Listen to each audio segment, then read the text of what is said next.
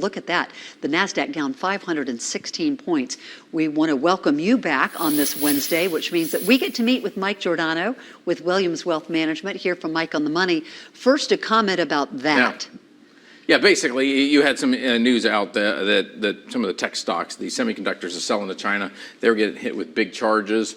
That was unexpected, and so a lot of the tech shares sold off, and that's why the NASDAQ was down the most today. Okay, well, so we're just kind of looking at, people need to be calm, and we're going to try and give a little confidence to folks about what's going on in their portfolio. Mike, you say dial back on the angst, sort out what's going on when you're control and what's not. How do we begin to do that? Yeah, we've had a lot of crazy Wednesdays here. Crazy Wednesdays. Every Wednesday seems to be a nutty day. So, I mean, this is the Mike perfect on the money time. day? We invite nuttiness. Seriously, I don't know what's going on, but yeah, you know, at the end of the day, you know, your financial life is very similar to your real life, which is, you know, we can focus a lot of our energies on things we can control, or we can focus them on things we can't control, interest rates, the economy, whether tariffs are on, off, whatever they're going to have to do, right? But if you focus on things that you can control, then you can feel more in control. And that's a human, you know, characteristic. We all like to feel like we're more in control. So focus on the things that you actually can control, and then you'll also feel more in control by doing so. Okay, so that's the big question. How do we focus? What can we control?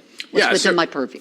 Yes, you know, the big thing here is that there are things you can control that have very little to do with your life, and there are things you can control that have big implications in your life. And all of us can focus really closely on some of those things that are like small little disturbances, a couple of like $8 subscriptions, whatever. Things that aren't that big of a deal, but you want to focus on the big ticket items. You want to focus on, you know, the big discretionary expenses you have, the types of cars you drive, maybe the new house you want to buy, right? You can't determine what the interest rate is going to be on that, but you can say, hey, I can afford a $500,000 house. I'm not going to go look for a $700,000 house, right?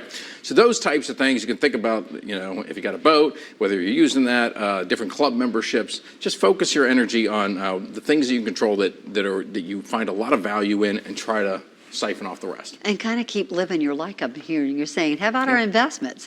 How can we take better control of those? Yeah, same thing here in that, you know, you can't control what's going to happen with the investments. You can't control, you know, what's going to happen with corporate profits and the outlook on the economy, the outlook for the markets, all right?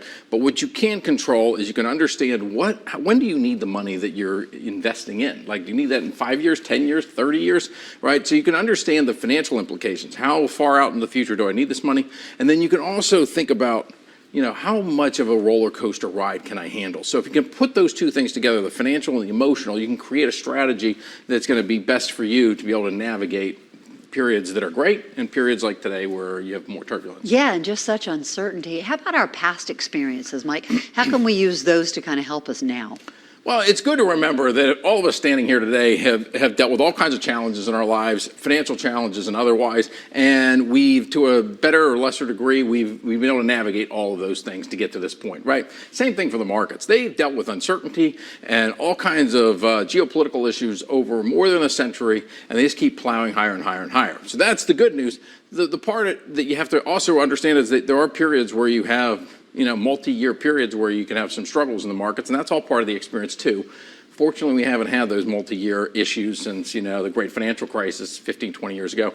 But those things are part of it. So if you can just recognize that, you know, if you keep a good solid strategy, there is no magic bullet, there's no crystal ball, but all of us can be patient, we can all be prudent, and if we create a strategy that's prudent, that fits both our financial and our emotional needs, and then we have the patience to just keep going and keep going, that we can find success in the future. I love that. Keep your patience. Yes. No more angst. Yeah. Mike Giordano, it's always great to see you. Bet.